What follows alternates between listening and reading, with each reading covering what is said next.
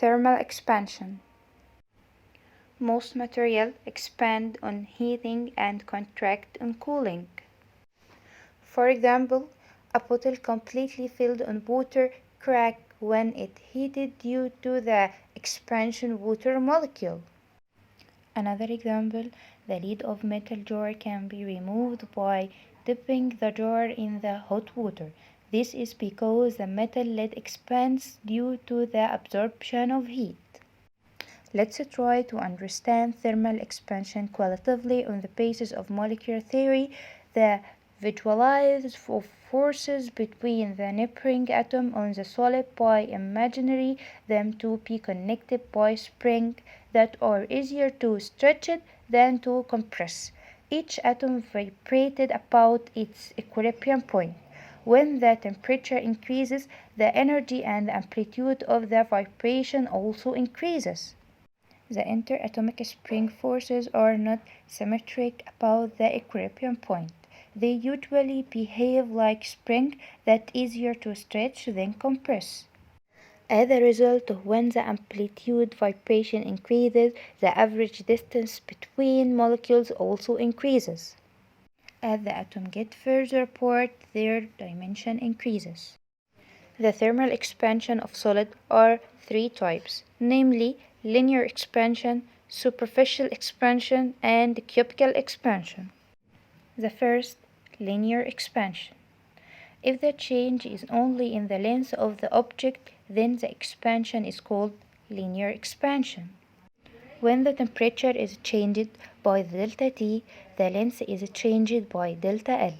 Then the delta L is directly proportional with delta T, and the original length is L. Therefore, delta L is equal to alpha times length times delta T. Therefore, alpha is constant of proportionality called the coefficient of linear expansion. The unit of alpha is per degree Celsius or per Kelvin. The second, superficial expansion. The change in area of solid is called superficial expansion.